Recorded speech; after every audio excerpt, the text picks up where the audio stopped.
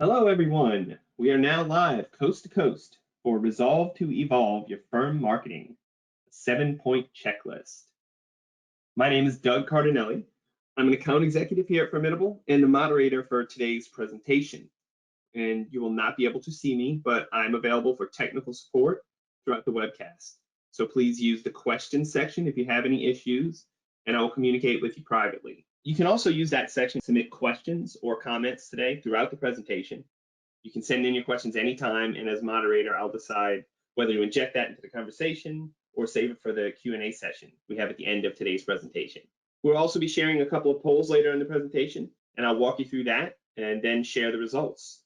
Now I'd like to introduce Nathan Chapman. He's president of Firmidable, which is a strategy-driven advertising and digital agency that works exclusively with law firms. Nathan, who has an MBA in marketing, has 30 years of experience helping law firms all over the country meet their growth goals. So with that, now I'd like to hand it over to Nathan to get started with what we'll be covering today. Nathan? Thank you, Doug. I'm excited to be here, and I'm excited all of you have joined us today. So let's get started. Our program today is called Resolve to Evolve Your Firm Marketing, a 7-point checklist. Okay, I've got to admit, that slightly long title. Let's unpack it. Let's start with the word evolve. You know, marketing, and especially digital marketing, it does evolve. In Silicon Valley, they're constantly updating, trying to find the next new thing. Even Google, which has certainly been around a very long time by now, they're constantly innovating and tweaking things. So we're going to talk about what is the very latest that you need to know. Next, let's focus on the word firm. In today's audience, we have majority plaintiffs firms, but we do have some full service firms also. So as you're listening today, you might be wondering, I can see how this applies to plaintiffs firms. I wonder about full service. Does it apply to both? For the most part, it does. If you're feeling like it doesn't, hang on just a minute and I'll get to some other part. But here's why it does. You know, a few years ago, there was this controversy about, are corporations people? I don't know the answer to that, but I know that they're run by people. And so the CMOs and the in-house counsel, they're people too. So the principles you see today absolutely apply to them. In fact, maybe even more, because they're very busy people. You darn well better serve the information to them in the way they want to consume it. All right, then the last part is the word marketing. A lot of times people throw around interchangeably the word marketing and advertising, but they're not the same thing. I like to use the analogy of Netflix. Netflix drove Blockbuster out of business. Now, Blockbuster, remember, that was an incredibly big, powerful company, and they went out of business thanks to Netflix. It was not because Netflix had the best ads or the best website. It's because they had the best strategy. That's what marketing is. Marketing is a strategy-driven discipline, and underneath it, you're going to have tools like advertising and websites. I tell you what, we are a marketing agency here, so we're very strategy-oriented, so you're going to hear the word strategy over and over again today.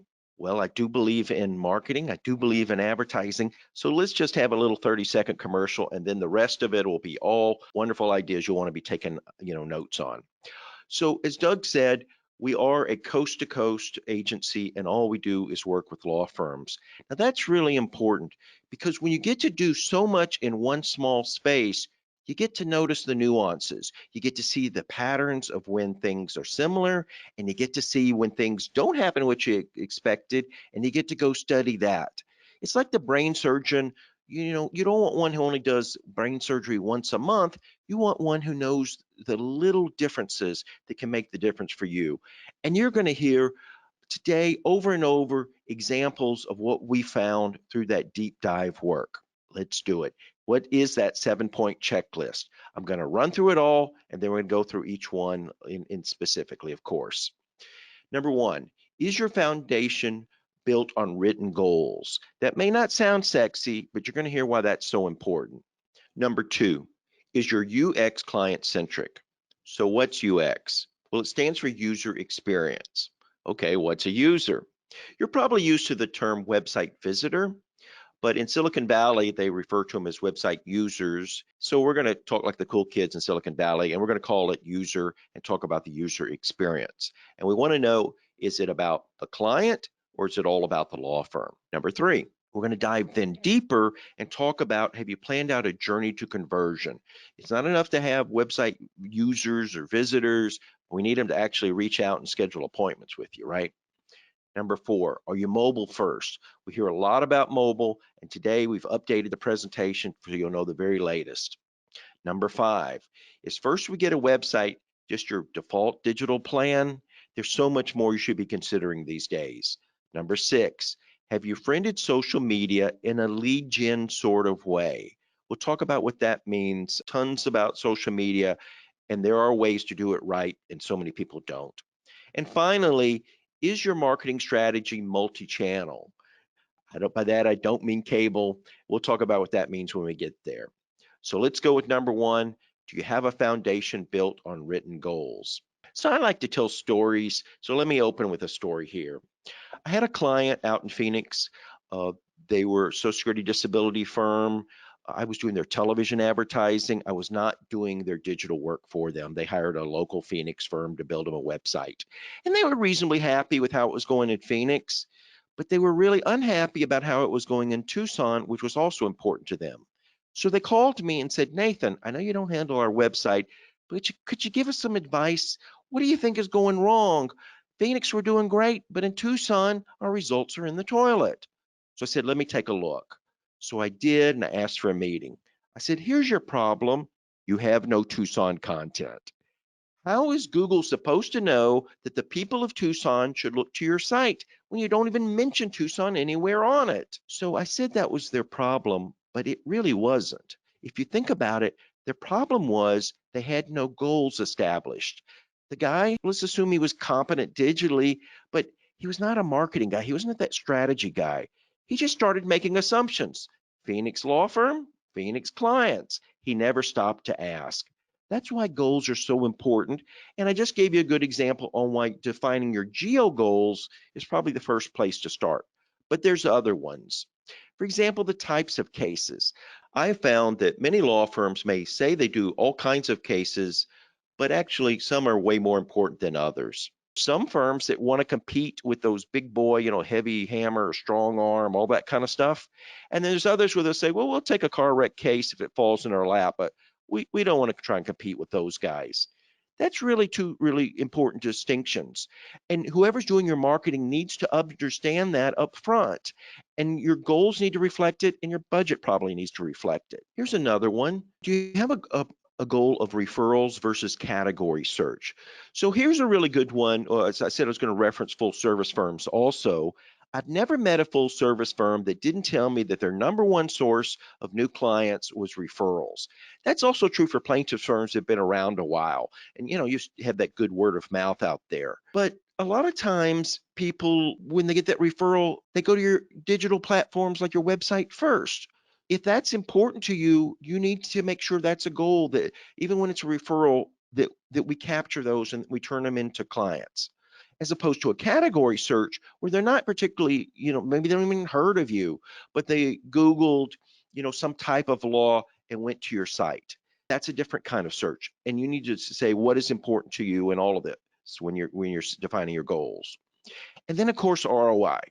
Right? You wouldn't mind making some money off of all of this. What kind of case fees are we looking at? Is this a practice where there's a lot of high volume but small fees, or maybe it's less volume but really big fees? All of that should be discussed up front.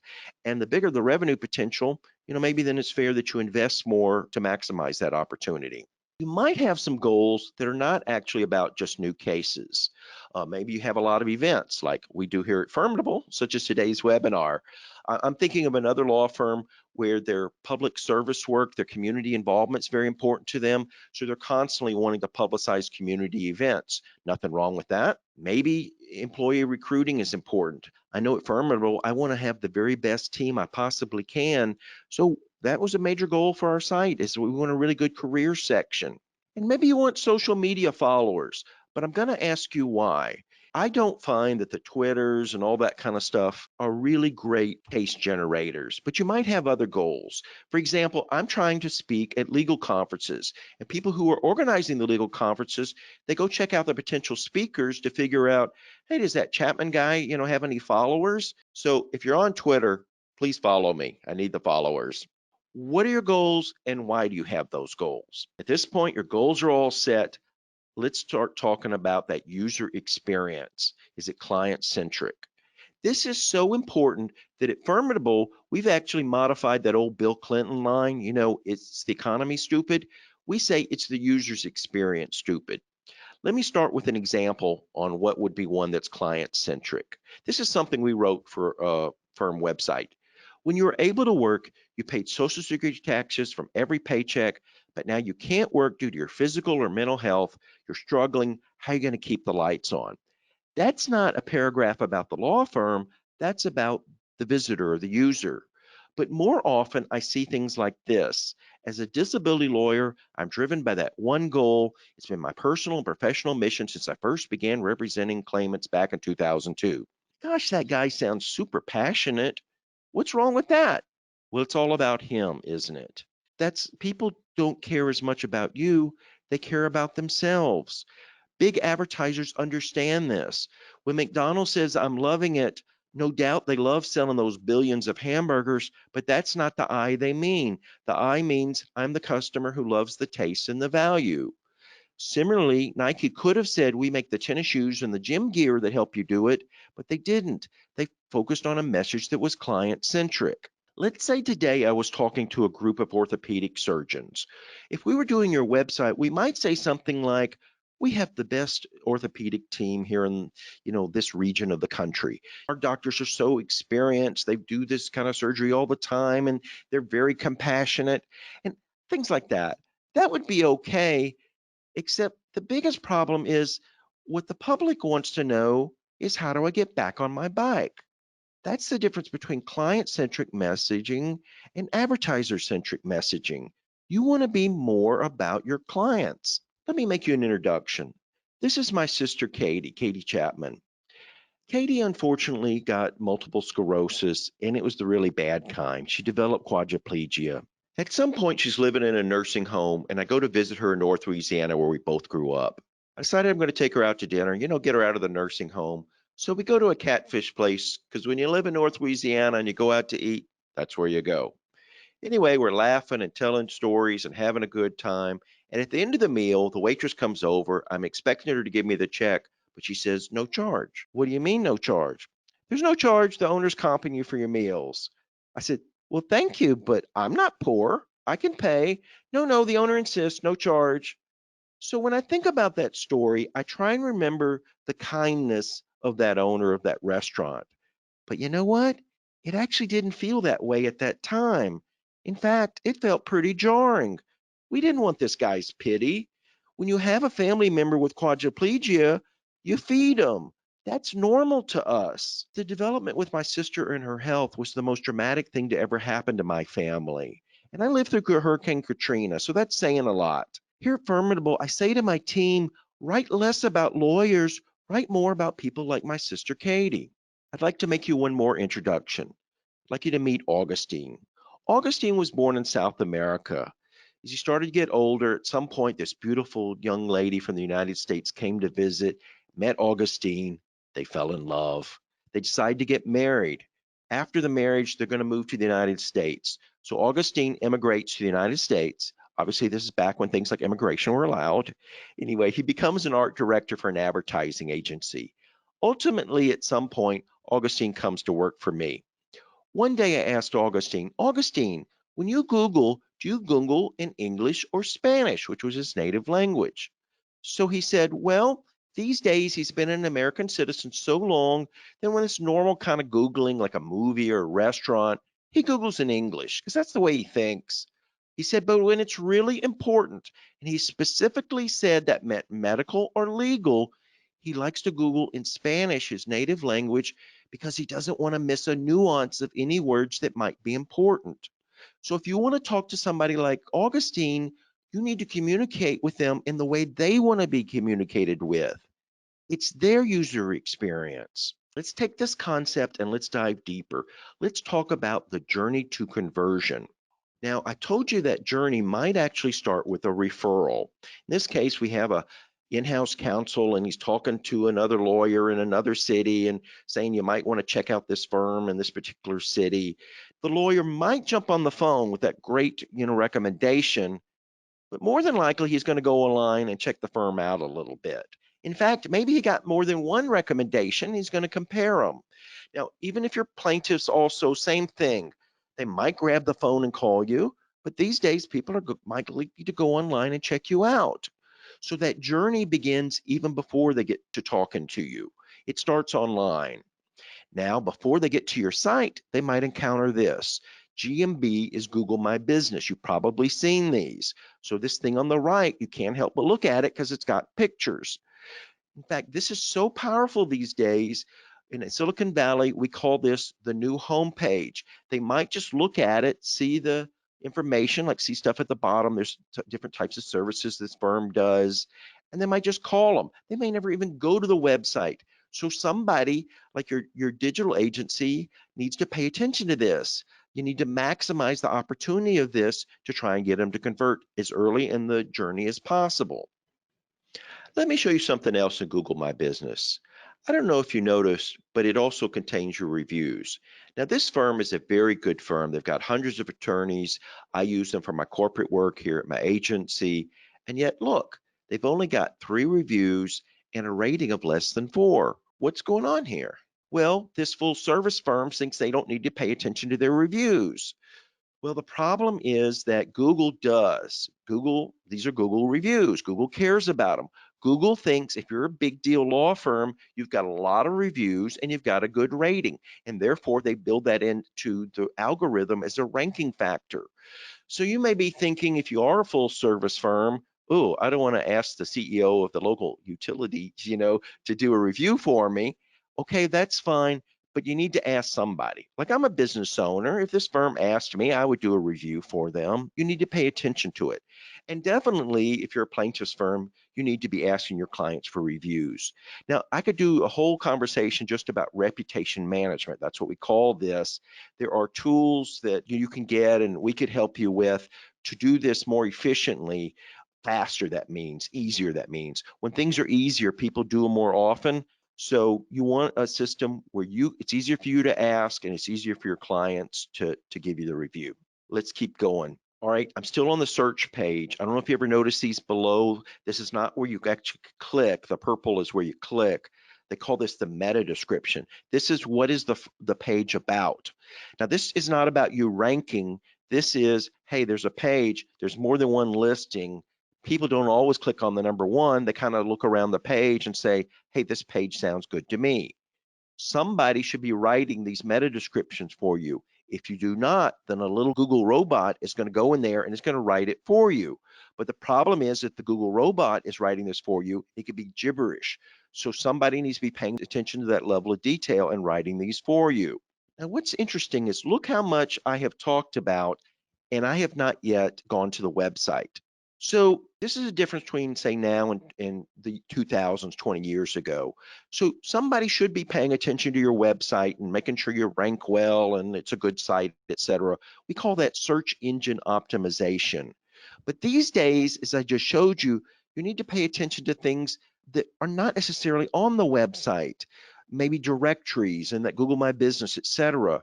So in fact, we stopped calling it SEO here at Firmidable. We call it organic lead gen. Organic means we're not buying ads. It's things that happen organically, but we still want to convert as much as possible. So that's why we call it lead gen. Let's finally look at a site. I know you've been waiting for that. Let's do it now. Okay, this is a firm in New York. We can tell that because they got a picture of New York. Where does the eye go? Let's see, from obviously your eye goes to the picture first. Just studies show you always look at the picture. Okay, what do we learn? They're in New York. Okay, where do we look next? I guess I see that big blue box and I see they're international. Okay, then I'm kind of looking around and I don't really know where to look next. They've not really thought through the journey to conversion here. And the only thing I know about this firm right now is they're an international firm in New York. Well, there's probably a lot of international firms in New York. I don't think this firm has thought through what is that journey to conversion for this firm. In contrast, let me show you this one. So studies show you go to the picture. We see this is the founder of the firm. It's a big regional firm now. Studies also show that your eye tends to look the way they're looking. So it's not a coincidence that he's faced over to the left where there's a big contact form. We would love for you to fill out that form. So that's not a coincidence that he's looking at it. That contact form is white. That draws the eye. That's not a coincidence because we would love for you to fill out that contact form. Look at the phone number in the upper red box up in the upper right. That draws the eye. That's not a coincidence because we would love for you to call us. This is a site where we are thinking about the journey to conversion. We haven't even really dug into the site, and already here's all these opportunities to talk to this firm. Here's another example. In this firm, there's two major types of practice. They do Social Security disability and they do workers' comp, which they call their labor and industries. See those two big green buttons? In this journey, we want to immediately get the people into the right sections. You know, where should they go? And very prominently, we're going to send them into the right place in the site. But what if you've got a lot of things going on? You know, maybe a lot of types of law or just a lot of content. Google does like it when you have a lot of content. For example, in this firm, under Do I Qualify, I see like a cancer page. You might have a page where you mention cancer in a bullet point, but if Google has a choice to send, you know, assuming cancer's in the search, if they have a chance to send it to a firm where they have a whole page about cancer and you just got a bullet point, the guy with the page is going to win out. But we could get lost in finding all this content. So we call this architecture. Google rewards you for good architecture, and it's important to the journey to conversion. So I've just hovered over this nav button at the top, and immediately I can jump to what page I want without having to go click, click, click, and looking for it. That's a better user experience and a better journey to conversion. All right, let me talk about a whole nother aspect of that user experience, stock photos. Stock photos are better these days than they used to be because frankly, there's actually a big audience for them online. We're all using stock photos, including us here at Firmidable. The problem with them is sometimes they can look a little fake. Do we think these people are really lawyers or actors pretending to be lawyers? The other problem is we might see this picture on your site and then go to somebody else's site and we see it there too. So yeah, we use them, but it's better if we can have custom photography because then it's unique and we can do more with it, you know, this specifically about you. Look in the upper left. I want to tell you about this one. So this was a firm, obviously in Kentucky, and they had one of those big 800-pound gorilla firms, you know, from out of state coming to their market. Suddenly we're being outspent 10-1. So they actually hired Firmidable to do what we call a market positioning process. How do you not look like every other law firm out there? We went through this process, and in the end, we decided we were going to play up our Kentuckiness because we were a Kentucky firm with Kentucky lawyers, and that out-of-state firm couldn't say that. So once we established that, then we came up with the tagline Kentucky Courage because we wanted to make it a little bit catchy, a little bit memorable. You can see the TM. We encouraged them, why don't y'all trademark that? And everything builds from there. Every photo in the, at least the important ones, now has a real life Kentucky lawyer with a real life Kentucky client in a real life Kentucky setting. Look how much we've learned about this firm. We've only read 2 words. Let me take you to the lower right. There's no lawyer at all in that picture. Remember, you don't have to keep picturing lawyers. This actually was an actress, but she was representative of the kind of people we're trying to reach at this firm. Your clients will identify with people who look like themselves more than they're going to identify with lawyers. Feature your clients or people who are presumed to be your clients more often. Another part of that user experience that people like is video. People don't like to read as much. So from the top, from the left to right, you could have your lawyers be the experts. In the middle, we actually did something different. We animated, and that cartoon actually looks like the lawyer. And to the right, we interviewed real clients. Once again, your clients will identify with people who are like them more than they'll identify with lawyers. If you do this, the user will have a better experience. And by the way, the search engines like Google are going to reward you too. They call this rich media because they also understand people don't like to just read as much. So you want to have a variety of your content. All right, it looks like we're about halfway through and we're going to go ahead and do a poll now. So I'm going to launch that on the screen. According to an MIT Forbes study, how quickly should most businesses call back a potential client from a website lead form? And to be clear, that's so when someone comes to your site, fills out a contact form, how long should you wait to contact them? All right, got a couple answers coming in. Go ahead and close that. Share the results. So it looks like 80% of you chose within 5 minutes and someone 2 people chose within a day. So, Nathan, what is the correct answer to this? Those people who said within 5 minutes were correct.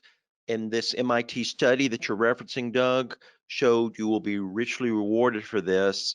In fact, the difference between 5 minutes and 10 minutes is 5 to 6 times more likely to convert that lead from that form into an actual client. And look how dramatic it is. The difference between 5 minutes and 30 minutes is a difference of 100. Well, interestingly, we decided to do our own study. So we've got a fake phone number and we filled out the form for a lot of on the website of a lot of law firms, and we set our timer. Usually it took several hours before we got a reply. So gosh, if it's 100 times difference for between 30 minutes and most firms are taking hours, we in big trouble here.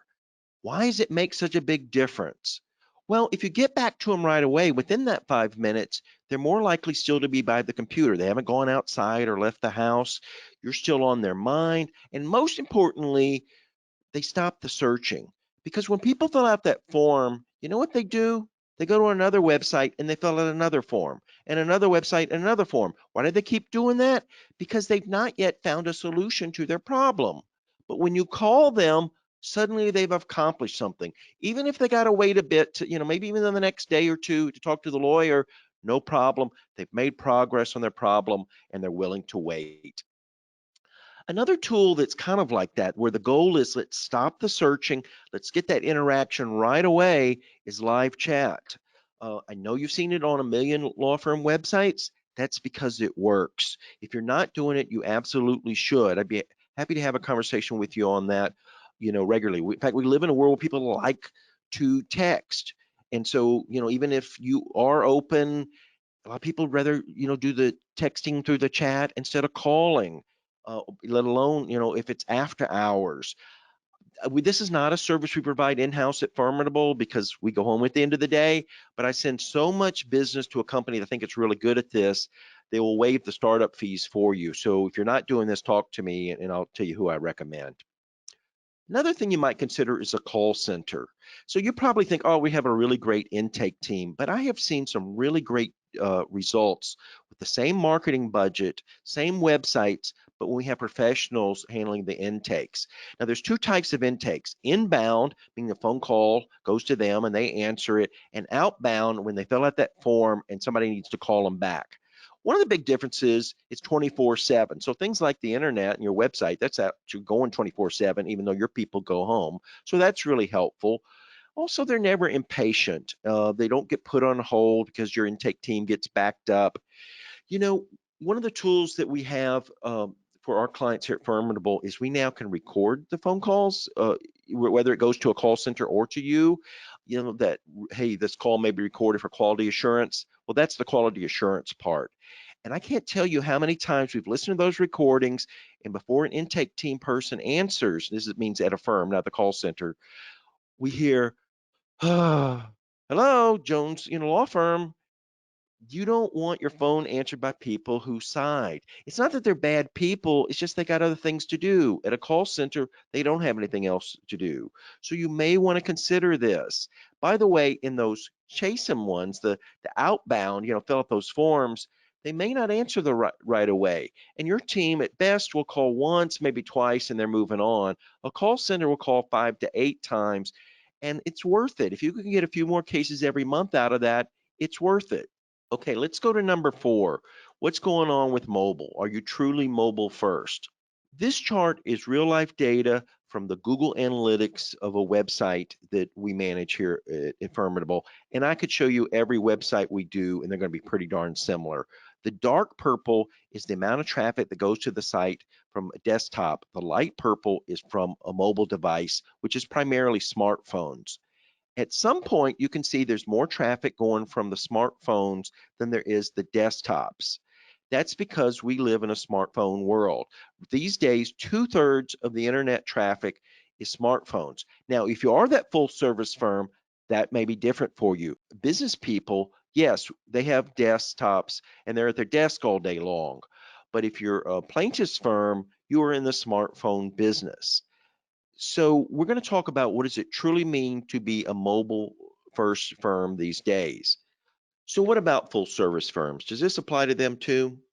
Well, everybody these days is on smartphones. Yes, the business guy is more likely to be at his desk more time with a desktop right there, but he's constantly checking his phone, using the time in the elevator, the stoplight, or his second home to do a little research, maybe check out that recommendation that he got for a firm like yours. You do need to pay attention to mobile. So what needs to be your mobile strategy today?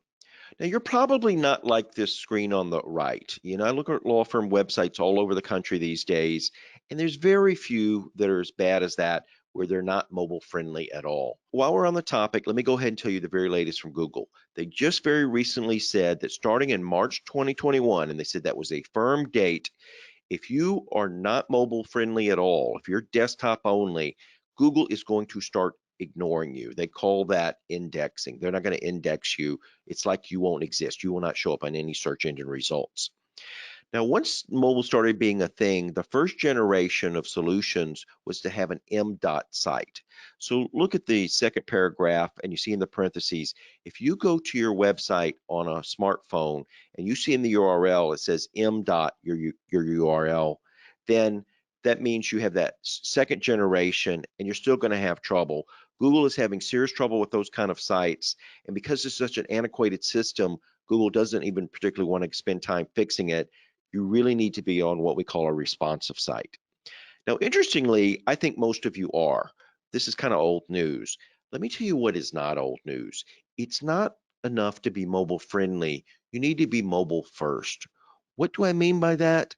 I still see over and over again law firm websites that were designed to look awesome on desktops, and then secondarily was the consideration on how it looked on smartphone. Based on traffic, it ought to be the opposite, but because those website designers are also sitting at their desk looking on desktops, they don't seem to be paying attention to this. You want to be mobile first in your design. Let me show you an example of that. This one on the left is a site that we did, and the one on the right, this site on the right actually looks fine on desktop, but we're going to see what it looks like on mobile. In fact, let's start with them first. I have animated this a little bit. Let me do a scroll through, kind of simulating the scroll. Okay, let's see some text. See the fact that they center it? That's not good. It's easier for people to read when it's flush left. Okay, that's kind of hard to read left to right. At each of these end of these sections, I would have a call to action, like a contact us button. Okay, here's one form. Okay, that's good. Then some more information. More call. Gosh, a lot of information, right? Would you say that was kind of monotonous and kind of blah? A little hard to hold information. Let's go to a site we did. Now, the first thing I'm going to have you notice before I press the animation so you can see what it looks like when we're scrolling down. Smartphones, we want people to call. So I'm going to keep that phone number prominent where people can press call at any button. The other thing, this is actually our sites are geared for live chat. I don't have it on this one just so you can see the site without the live chat thing in the way. So let's see what this one looks like when we scroll through. See the use of color, the boxes. I think, oh, there was some bolding to have some stuff. Oh, there's different types of law. They're all kind of color coded, real custom photos with real people. I'm going scrolling fast. Can you see the links jump out? Can you see how this is not monotonous? Oh, look, here's some icons, some organizations they belong to, lots of buttons, lots of opportunities to convert. This is a site that's going to hold attention on mobile, and 2/3 of their traffic is on mobile. This is important. The other thing that's important to know about mobile is speed is important. You may not think it matters that much, but Google does, because Google understands they are in the smartphone business also. And when the sites take too long to load, people get impatient and they bounce. So how do you make a site faster? Well, you pay attention to things like photo sizes. A lot of times people who don't really know what they're doing, they'll have, if you have pictures sliding in and out, art directors love that, but they slow down your site. It's not worth it. You need a more minimalist approach. Also, you might consider a new site. I had a car that I loved and I kept it going. I kept having it worked on. But when I finally traded it in for a new car, I instantly got better gas mileage. It's going to be the same thing with a new site. And because speed is an important ranking factor for Google these days, it's worth having a new modern site that goes fast. All right, number 5. I've talked a lot here myself about websites, but there's things you can consider for your digital strategy beyond the website, not just that. And that's because we always want to rank number 1, but these days ranking number 1 is no longer necessarily being number 1. What does that mean? Let's look at an example. So here I've simulated some smartphone screens. I did on purpose a really competitive search, car wreck lawyer. That's always competitive. At the very top of the screen, we see these Google ads. Lawyers like to call them pay-per-click. The technical term is paid search. Anyway, they appear at the top. So let's scroll down. The next thing we see is the map feature by Google. It's really popular because it's got a big visual. You can't help but look at it. The problem with this is if you're not downtown, if you're not in that map area, you're not going to show up. All right, let's scroll again. Now we get the guy who's number 1 in car wreck lawyer in the city. He should be very proud because anywhere you are, to be number 1 in car wreck lawyer is a really big deal. And yet look how much we had to scroll down to get him. Ranking number 1, despite how hard that is not being number 1. So maybe we better pay attention to those things that really are at the very top. Let's have a brief conversation about organic, which means the website, versus paid search. So organic is really important because people who know you go there. We already talked about referrals. That's important. They're going to go to your website. Maybe former clients recommend you, etc. It's good to not have an embarrassing site. I'm with that. And best of all, when your site is really good, it has a lower cost per lead because you don't have to buy any ads. We like cost efficiency, so we like that. On the other hand, you might want to consider something like paid search because as we just saw, it's truly at the top. A lot of people are going to click on those. They're never going to get down to organic. Also, it's less money to get going. A quality website is not inexpensive, and it's faster to get going, and you can scale it up faster, and it's more flexible. So if you had a website, you need to be doing that SEO organic lead gen. Somebody needs to be touching it every month because Google likes sites that are active consistently over and over. If you had paid search, if your intake team manager quit or a partner left or whatever, it's not as big a deal to pause things. If you have the money, you ought to do both. Get that cost efficiency of organic and get that ability to scale and the power of paid search. I want to say one other thing about paid search and that map feature we looked at earlier. So if you're not downtown, what do? Or I know a lot of law firms where they're not even in that city. They care about cities where they don't even have an office. You cannot show up on the map feature if you're not on the map. So what do? You could do organic, you can build out pages, and that's a fine strategy, but it is hard. It takes time because if you're in another city with these pages and you're competing with somebody who's actually in that city, every page is about that city for that firm. You've just got these custom pages. It's just an uphill slog. Whereas if you buy the ads, boom, you're instantly in whatever city you want to be in. I want to say something else, and this is new. This is just now kind of breaking on. You may not have even seen this in your city, and if you have not yet, you're going to see it soon. So notice here on the left, we have something above the paid search ads. So they call these local service ads LSAs.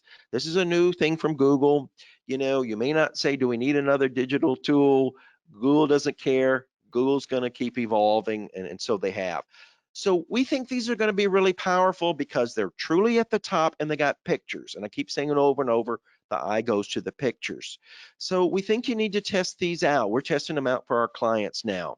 Now there's some differences. For one thing, most of those other things like paid search, you pay per click. Here you're going to pay for leads. So then there can be this whole thing about if it's not really a lead and you think that was a piece of junk, you can get a credit. We haven't even quite seen how you're going to work through all of that, but maybe it'll be a good thing to pay for only leads. Proximity is a factor, so they call it local service. So Google's going to kind of rank these on whether you're truly close to those people or not. Also notice under there, the rating is there. I just told you ratings are important in your Google My Business. It's important here too. If you got only a few reviews and a lousy rating, Google's not going to let you rank, very well on these things. And finally, Google's doing this thing where it's kind of like the Google guarantee. They're not going to give it to just everybody. They're going to make you jump through some hoops and make sure you're properly licensed and insurance. And I don't know what this background check, but anyway, you're going to have to look into some stuff. This is definitely the next coming thing. So I'm happy to talk with you more about it. And we'll know more the next time we talk. I want to say last thing before I leave the kind of this topic of leads. A lot of you may be buying leads. There's a lot of companies out there that do a lot of these same tools themselves, but instead of under your name, they do it under their own name, and then you can buy some of them from them. So there's definitely, I've seen firms have success with this. The challenge to it is when they click on it and they say, yeah, I'll talk to a lawyer, they're not actually saying they want to talk to you. It's kind of like a blind date. Now, some blind dates work out fine, and there's nothing wrong with that. Go give it a shot. But you're more likely to have success if they say, yes, I would like to talk to you. If the lady says, yes, I'd love to go out with Fred, I think he's very cute, then that's more likely to be a successful date than if she doesn't know what your cousin looks like, right? That's when they know who they're talking to. That's called a branded search. Your cost per lead might even, in fact, be a little bit more, but that's not really what matters. It's cost per case acquisition. And we think you're going to convert better, so your cost per acquisition will be better. Here's a real life example, some real life data for a firm that we did. We really started using paid search.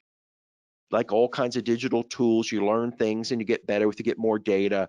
But look how the percentage of digital leads started going up when we started implementing paid search for them under their own name. Okay, number 6, have you friended social media in the right sort of way?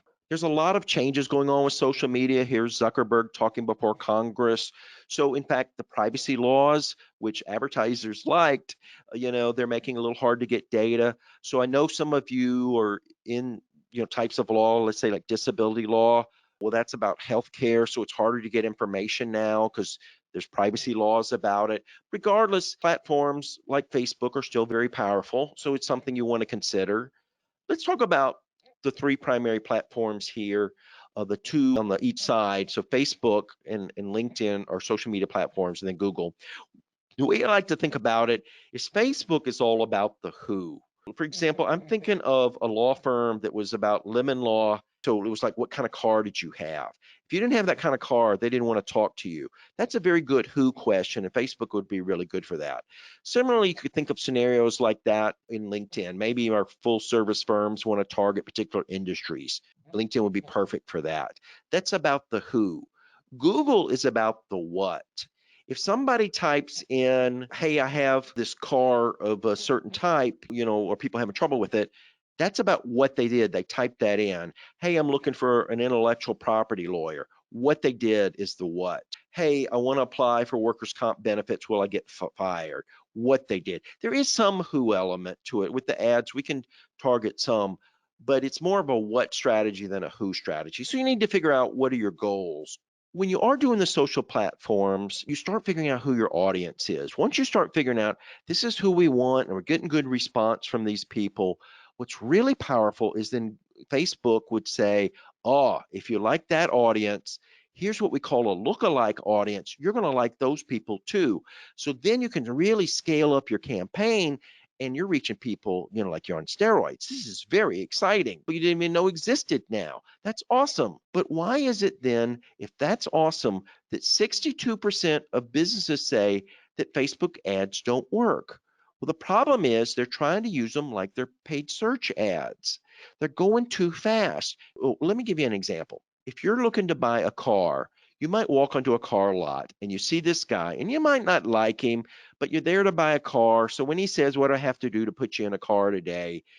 We'll put up with him. I'm focused on a car.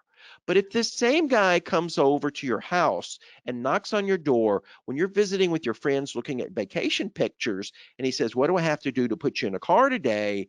You're going to say, get out of here, buddy. I'm calling the cops. That's the way that you can misuse Facebook. If it's paid search and they're in looking mode, they have a high intent, that's fine. But in Facebook, if you just go immediately to try and close the sale, you're going to flop. This thing we call here is called the marketing funnel. It even exists before there was an internet. It's really important, especially in social media platforms. Let me give you an example. Start at the top with awareness. Let me use an example of let's say LASIK surgeons. If I just ran ads and say, would you like to talk to a doctor to operate on your eyes? You would go, oh my God, that's the last thing I want. So we're not going to do that. Instead, we would say, are you tired of your Coke bottle glasses? Are you finding contact lens to be, a hassle? Yes, yes. If you start consuming content like that on Facebook, then you might start thinking about things like LASIK surgery. Then you're in the consideration phase. Then maybe you'll consume content like, if I do LASIK surgery, will I get dry eye syndrome? You clearly have some awareness now, but you're not ready to talk to a doctor yet. Finally, you consumed enough information and become what we call conversion ready, where maybe you're ready to consider this surgeon compared to that surgeon. If you do reach out to one of them, then we call you a lead. So you need to think about what is your funnel and where your clients, in each step of this. All right, our last step, number 7, is your strategy multi-channel. All right, time for our last poll. Who's thirsty? Well, what is that about? Let's find out. Go ahead and fill out the poll and give everybody a couple more minutes. And okay, we had a few votes. We're going to go ahead and finish that. All right, here's the results. 67% Coke and 33% Dr. Pepper. Nathan, what was that all about? A good question, Doug. Here's what I really wanted to know. I wanted to know how many of you pulled out your smartphone and before you answered, you did a little research. Probably nobody. You knew which one you wanted to select. That's really interesting, right? You don't say, I'm thirsty. Let me Google around for a soft drink. You know what you want. That's because the firm advertises. When I've asked this question at legal conferences, I've asked for a show of hands. How many of you have ever been to the website of Coke or Pepsi? And so far, nobody's ever raised their hand. And yet these companies spend millions and millions of dollars trying to reach consumers. They don't wait for people to Google them. So what does this have to do with law firms? Well, there's some types of law where you might want to be in the head of your potential clients before they have a need, such as personal injury. I don't think there's a lot of families sitting in emergency rooms saying, I wonder if there's a car wreck lawyer in my town who might even take my case on a contingency fee basis. They say, we know who we want to call. And when they do their search, it's strictly to get the phone number. They're not doing a category search. That's why it's a really powerful tool. Here at Firmidable, my digital team is bigger than my traditional team, but sometimes they're not searching. When you do things like advertising, you can reach your audience before they're searching. Advertising does not wait to be found. We use things like television. Television is still a very powerful medium. Yes, we have more streaming with things like Netflix today, but still people watch a ton of Dancing with the Stars or Judge Judy. Lots of people come in and they just flip on the TV for company. It is still very powerful. But what has evolved is the way that people watch TV. When I first started doing this, then at the beginning, people were watching television screens and then they would have to run and get a pencil to write down the phone number. These days, nobody runs for the pencil. Instead, they're watching one screen with another screen in their lap. That's important. Somebody should be paying attention to that. So your branding is really important. We at Firmidable, we pay a lot of attention to branding. Every touch point, whether it's TV or screen of computers or outdoor or coffee mugs, you need to have consistent branding. It's more powerful than that. I'm going to take you through a case study as our final thing here, and then we'll wrap up. There was a firm that specialized in special education law, that is, helping families who represented kids with special needs against the school board.